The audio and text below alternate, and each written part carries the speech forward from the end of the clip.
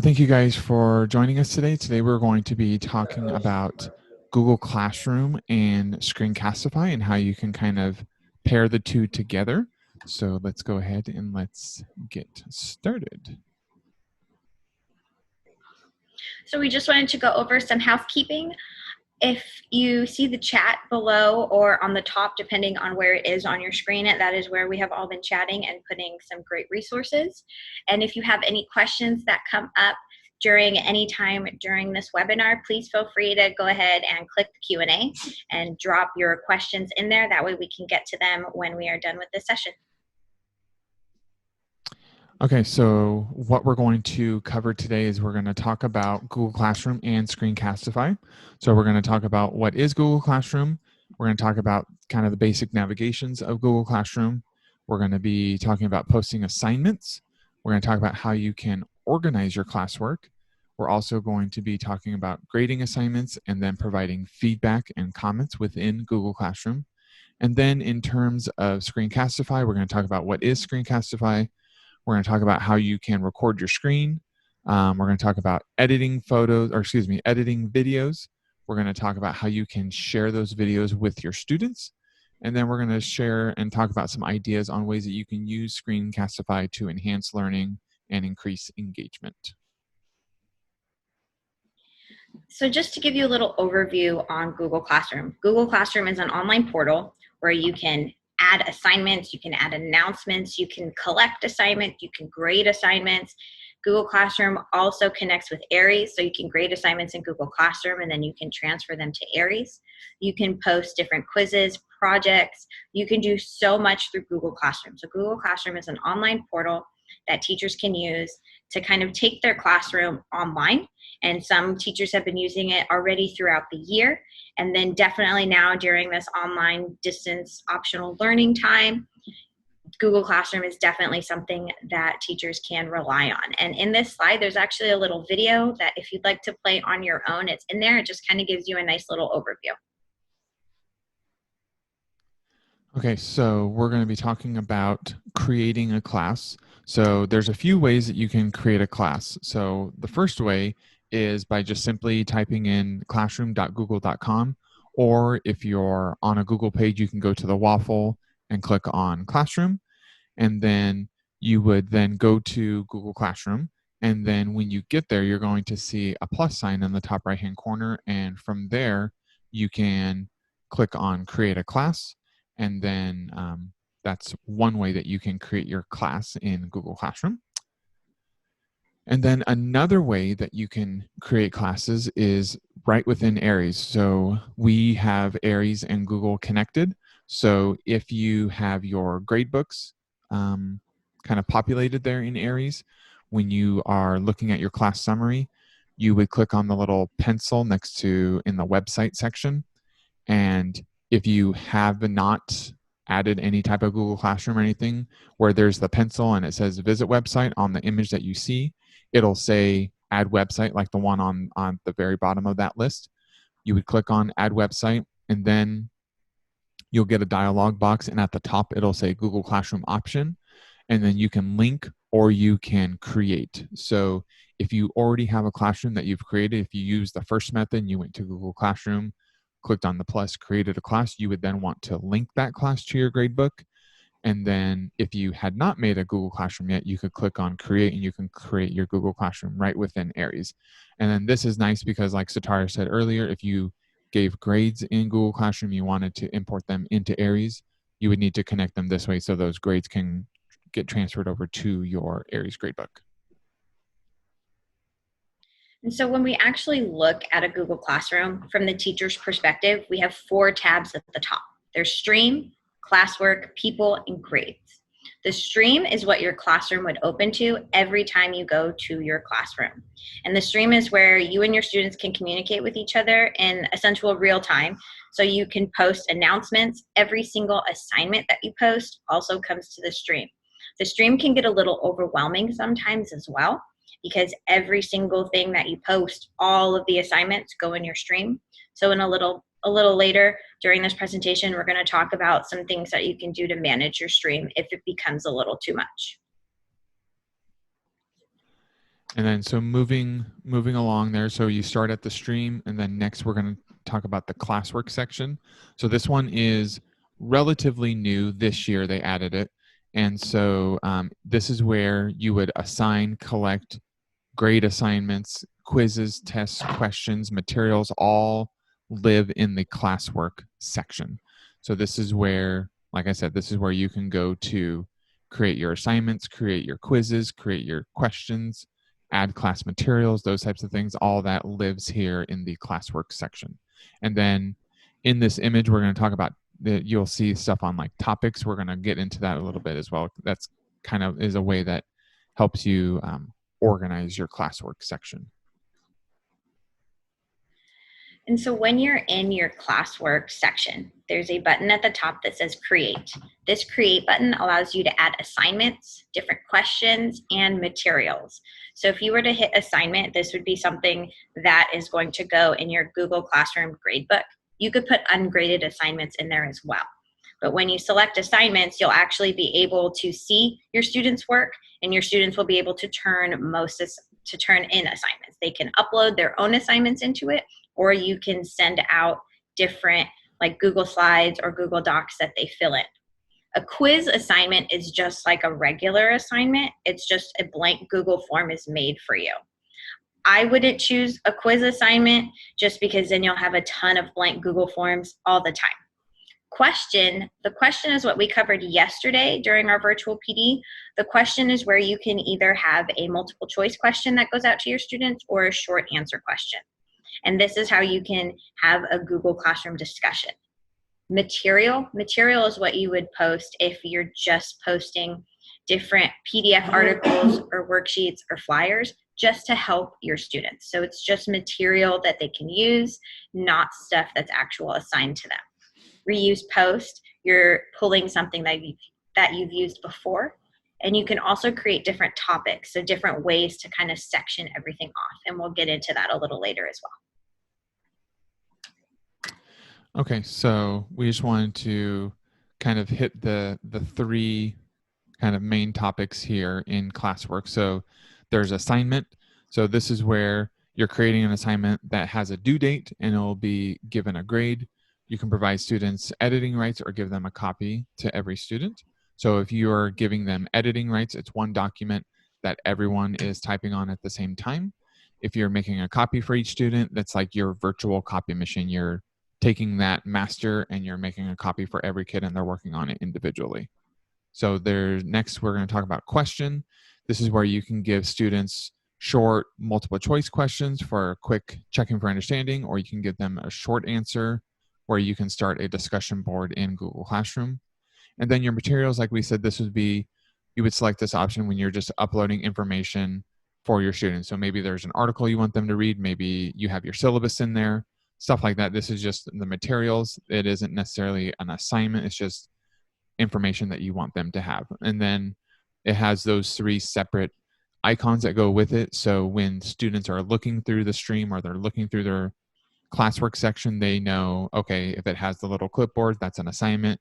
If it has the question mark, that means there's a question. And then if it's with the bookmark, I know that those are just materials. And no matter which you pick, whether it's an assignment, a question, or material, a dialog box will pop up and they're all the same. So they will still have you put in the title, a description of it. You can put in grades, how many points it's due. If it's ungraded, you could put a due date. You can share it with all of your students. You can pick certain class periods or maybe just a few students from one class period. So anything you pick, whether it's material, assignments, or a question, it'll come up with a dialog box that will walk you through how to actually create your post. Okay, so making sure that we're organized. So if you are posting lots of things in Google Classroom, which is awesome, in August, it's not that big of a deal because you're going to have a few things, but come, March, April, May, and you've been doing this for a few months, things can kind of get a little crazy. So we want to make sure that you're organized. So Google Classroom allows you to assign topics to all of your assignments or materials or anything that you post within Google Classroom. So you might want to consider, making a due this week topic, and then all the assignments and materials that are due that week go under that specific topic.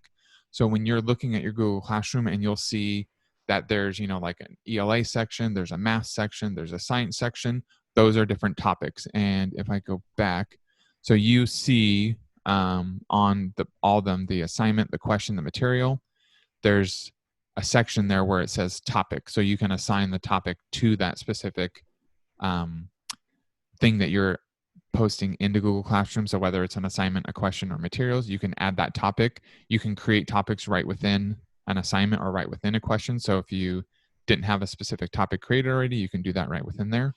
And then you can also create them in the classwork section. So this is just a nice way to organize your classwork section in your Google Classroom.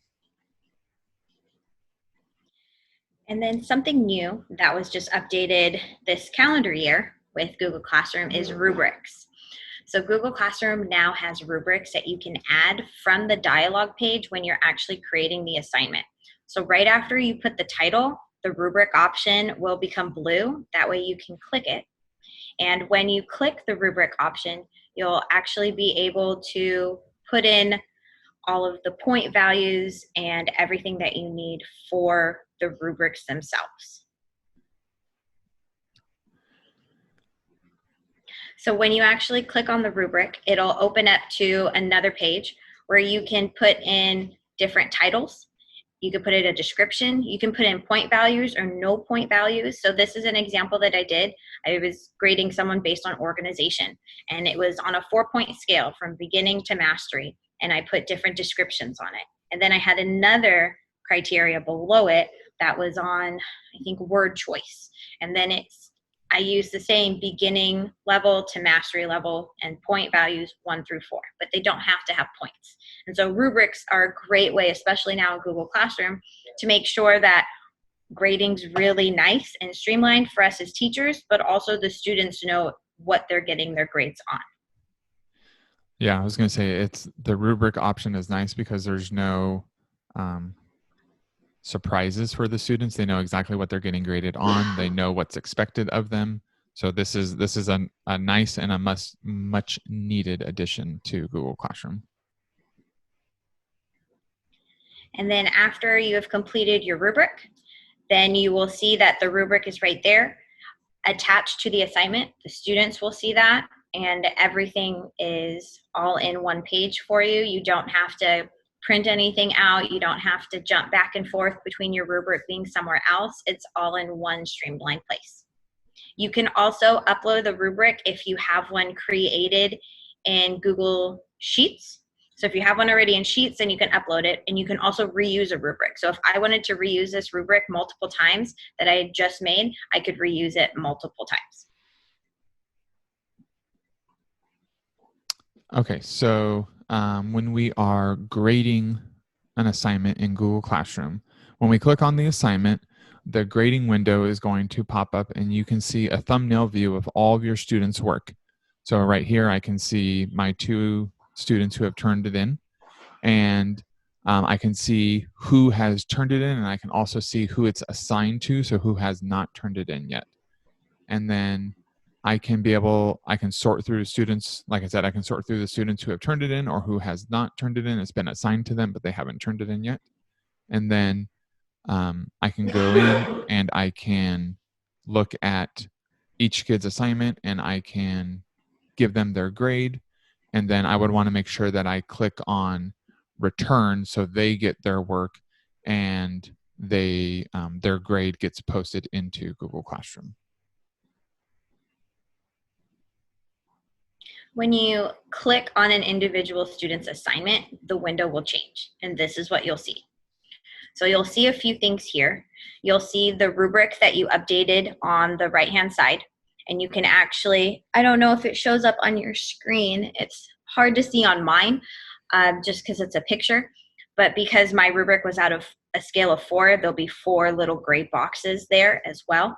And so you can just pick one of the gray boxes. So if I pick one box, that'd be 1 point, or if I pick the second box, that'd be 2 because I put them in ascending order, or you could have put them in descending order. That way your first box would have been 4 points. And so you would fill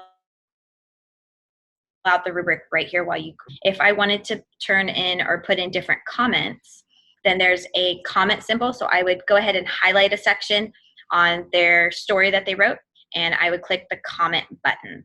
And then if I wanted to just kind of cycle through the different students, at the very top, you'll see where the student's name in this would be test 4.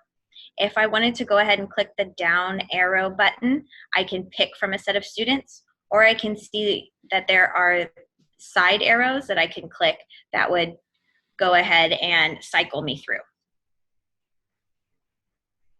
And so what was just circled in red, this is where the rubric would be. So this is where I would fill out that.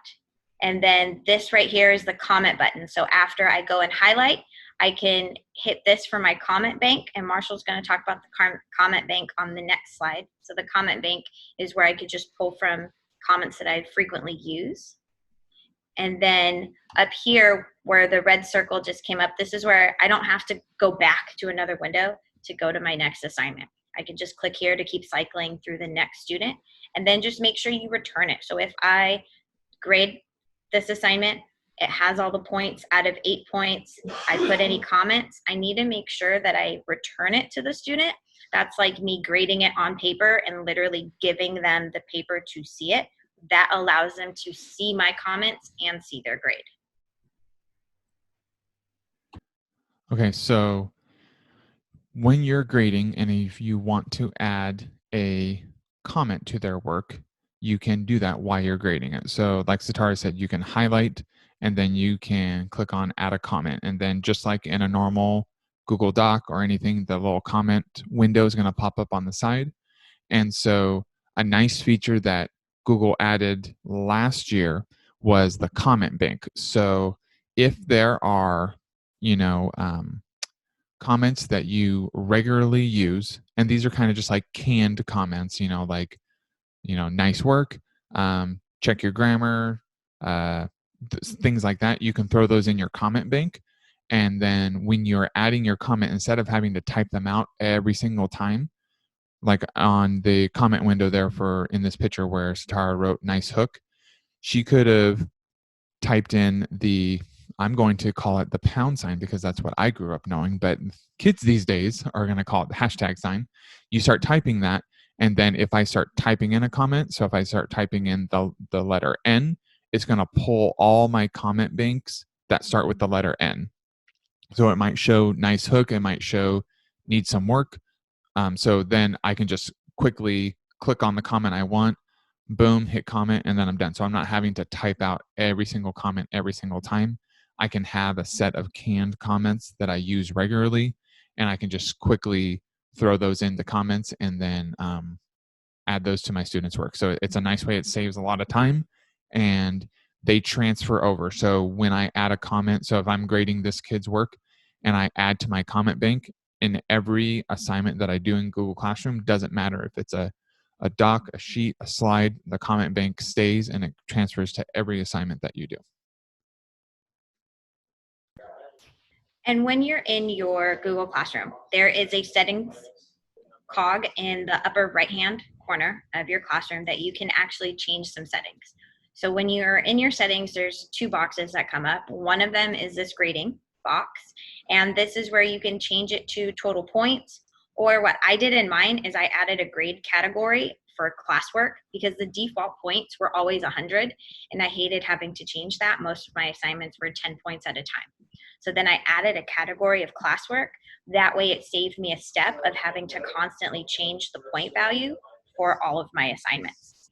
You can also show overall grades for students. I could change the overall grade to total points or not total points. I could add different categories if I wanted to for like quizzes, tests, classwork, homework, those kind of things. So Google Classroom allows some changing of those settings. And then some more settings are just general. So I disabled my class code. and you can re-enable it. So if after you get all of your students in, you can disable your class code. That way you don't have students sharing what the class code is to someone else in a different class period and them going in there and commenting and kind of disrupting everything like they can. The stream. The stream is where you can allow students to post and comment, or you can turn off the stream. That totally depends on what kind of dynamic you have in your classroom. Classwork on the stream, this is where it can get very confusing because your students will scroll on the stream forever, and I'll be screen sharing in a little bit to show you kind of what it looks like. You can turn it off, you can leave it on, you can show everything in detail, or you can have it kind of condensed. Okay, oh, go ahead. And then this quote I actually stole from Matt Rosengart. Definitely dare to fail. Just try one thing at a time and learn from mistakes. It's okay to make them. Remember that we're all going through this together, and our students are very forgiving. We'll try something and it won't work out like we do normally in our classroom every day, and Google Classroom is no different. Try something, see if it works for you, and if it doesn't, that's okay. Try something new the next week or in a few days. Okay, so play around with Google Classroom if you're not using it already. Create a classroom for your PLC so you can experience it from a student and a teacher perspective. Have a Zoom meeting where you're talking and discussing at the same time, and you guys are all going through Google Classroom at the same time. Make it your own. You know how you learn. If you need to do it, make it happen. Okay. If you need to watch it, find videos. Don't forget, like we've said all throughout all these PDs, go slow. You don't have to take on 10 million things at one time. Try one thing. If you're already using Google Classroom, but maybe you've never tried using the comment bank, maybe try using the comment bank. If you never used Google Classroom before, try it. Try small. Start small. Try it with your PLC. Try it with another teacher. Say, hey, I want to kind of play with this. Like, can I add you as a student? Can you add me as a student to your class so I get the student perspective and I know what my students are seeing? So just start small. Don't try to take on too much at one time. All right, so this is what the teacher view looks like on my screen. You'll see that I know this is a teacher view when it's my classroom, but when I look at the top, I've got stream, classwork, people, grades. If I'm just scrolling down on my stream, it's kind of just going forever, and I can see everything there. That can get very overwhelming for us as teachers. So I always just go to classwork. And when I go to classwork, this is where you'll see these have no topics, but this right here, this is a topic. If I want to move, let's say my test resource into due this week, I can just drag it and drop it right there and it goes in my new topic. If I want to create an assignment, I can hit the create button and I can create materials, questions, quiz assignments, or regular assignments. I can see all of my topics from the left window, and I can just click on exit ticket and it'll take me to my exit tickets. If I wanted to look at what it looks like from a student perspective, this is a training I went to in Merced, and everything was in classroom. I know I'm a student here because at the top, I don't see my grades. So it's just stream, classwork, people. This is what the stream can start looking like for some students that are in your classes. If you've had Google Classroom going since August, it just goes and goes and goes and goes. I can keep scrolling. That can be very, very overwhelming. And so what this trainer did during this session, she actually put a background with telling us to click classwork. So when you click classwork as a student, you can see all of your work. So week 1, respond to feedback. But you'll notice that all of these pictures, so this is an assignment, these are an assignment, this one is a question, but it's grayed out. That means in the student side that this grayed out question has already been answered by me. So there's a lot of things in this training that I need to do, but this question hasn't been answered. These materials are materials, this assignment needs to be done. So I can scroll through this and see as a student what I need to do. I can also just click on view your work at the top. So your students will have this. If they click on view your work, it will load everything that you've done. And it'll see what was assigned, what you turned in, if you turned it in late, if you turned it in on time, and things that you still have to do. I can also click on like a missing tab, returned with a grade, and assigned to kind of filter it a little more. So those are just some things that I wanted to show you just in the student and teacher perspective, because I feel like it really helps when you can see what the students actually see yourself. And you can definitely, with your PLC, make a classroom together and add each other as students. That way you can experience it as a student. Now we are going to switch gears and we are going to go into Screencastify. All right, so we are now going to take a look at Screencastify and how we can use that in conjunction with Google Classroom.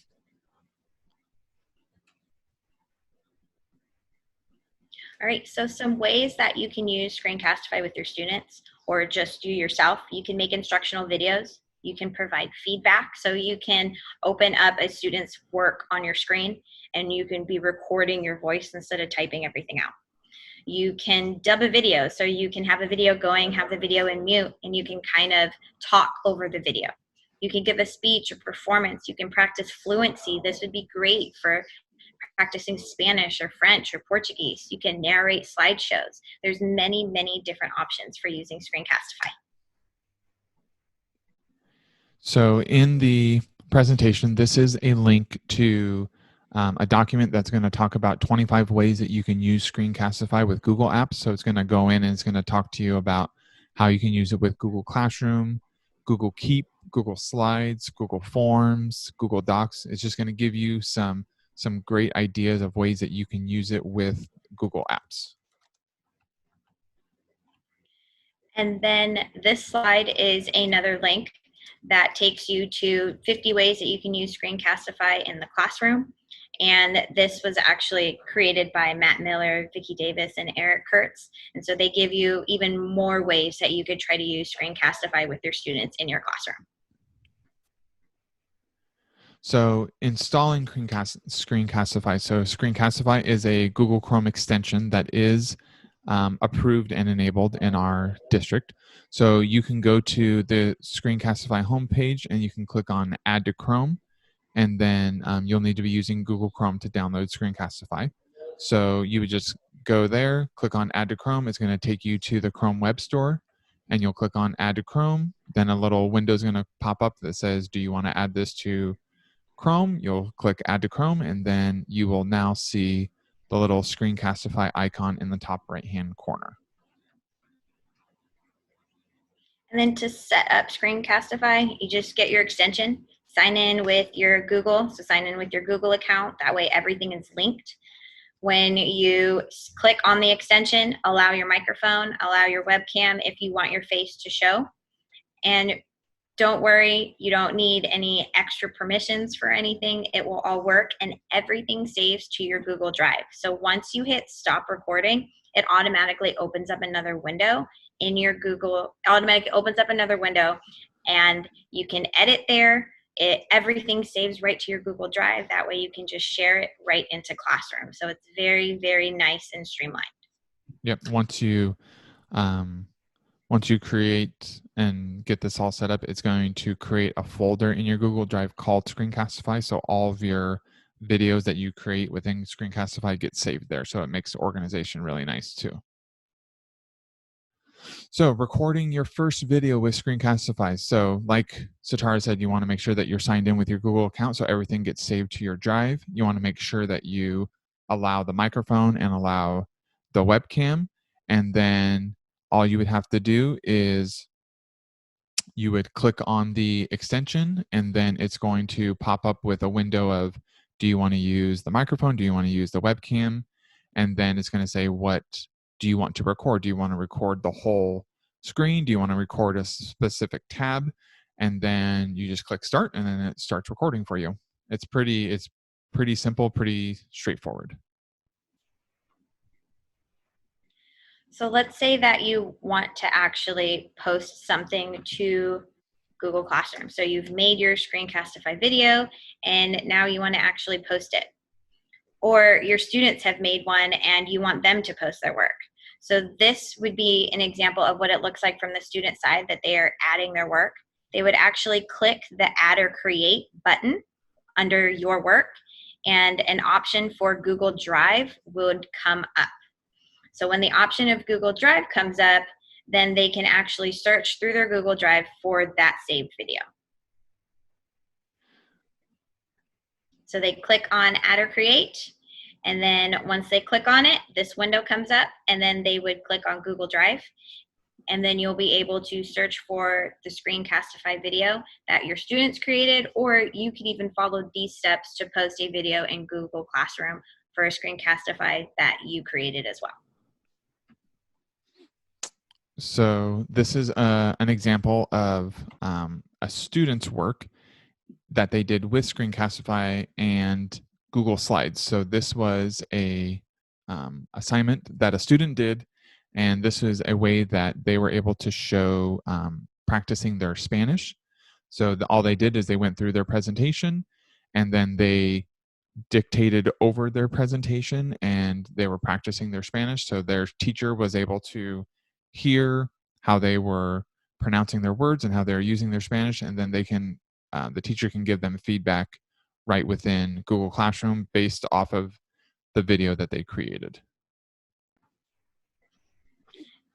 So right up here, you'll see the files. So as a teacher, I can see that this student turned in not only their Google Slides file, but then they also have their Screencastify file there. So that's the little red icon there that kind of looks like one of those movie, I don't know what those things are called, but the movie things. And yes, I needed the sound effect of the too, but I'm sure somebody in the chat will probably tell me what that's called. But so then I can go in there and I can see they have two files attached there.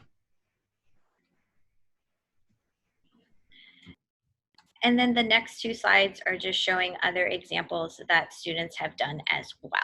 So then you'll be able to go through when you've got some time to just look at them, and then they'll just give you ideas of how you could use Screencastify in your classroom with your students.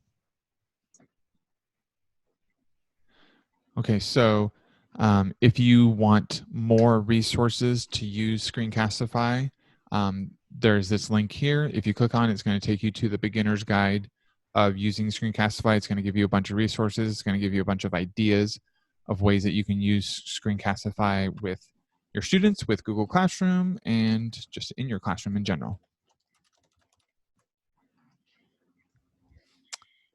All right. And then that is it for our session today on Google Classroom and Screencastify. Our next session is on Flipgrid and Kami, which is going to be tomorrow at 10 with a Q&A to follow. And tomorrow you're going to just learn about how to use Flipgrid, how to set up a Flipgrid, and also what Kami is and how to use it, how you can just expand your distance learning portfolio, but then also how you can utilize these when we go back in the classroom. All right, so thank you for joining us today. We appreciate it, and we will catch you guys next time.